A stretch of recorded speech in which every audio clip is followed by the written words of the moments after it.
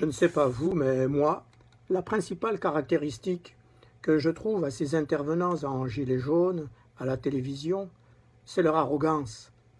Les révolutionnaires de 89 avaient eu l'intelligence de préserver la personne du roi et le régime monarchique dans leur révolution contre le clergé et la noblesse. Eux, ils sont tellement infatués de eux-mêmes qu'ils font du départ du chef de l'État un préalable avant toute négociation. Mais quelle arrogance! Voyez comme ils nous traitent, nous qui n'avons rien compris, disent-ils, à leur réseau social, et comme ils nous menacent de gagner les prochaines élections.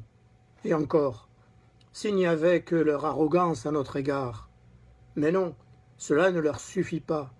Ils sont, par-dessus le marché, arrogants à l'égard de nos élus, à commencer par le premier d'entre eux, le président de la République. Ils contestent au président Macron sa légitimité, sous prétexte qu'au premier tour des élections, il aurait obtenu moins de 20% des inscrits, en oubliant qu'eux-mêmes, à part leur propre personne, ne représentent rien, ce qui ne les empêche pas de vouloir nous imposer leurs revendications. C'est là qu'intervient cette fumeuse histoire de majorité de Français, de laquelle ces représentants autoproclamés prétendent détenir collectivement la légitimité. Mais c'est, ma parole, l'hôpital qui se moque de la charité. La vérité, c'est qu'ils ne sont guère plus de 130 000 personnes à vouloir nous imposer un programme politique qui, lors des dernières élections, a été rejeté par une très large majorité de Français. Et ils pensent qu'on ne les a pas vus venir avec leurs gros sabots, et à leur tête Mélenchon, leur maréchal en chef.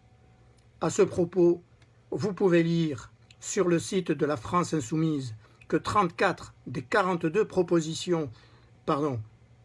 directives du peuple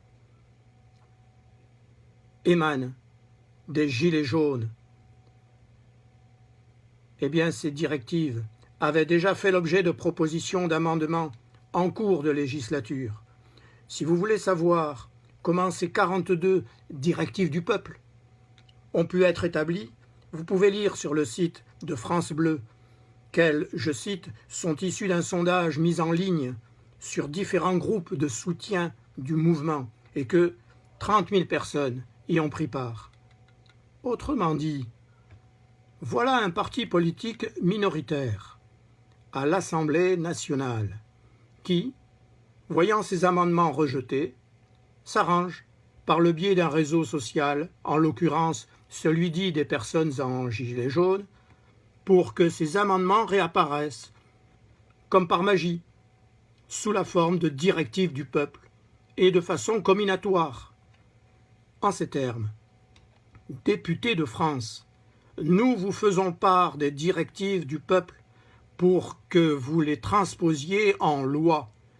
Députés, faites entendre notre voix, obéissez à la volonté du peuple, faites appliquer ces directives.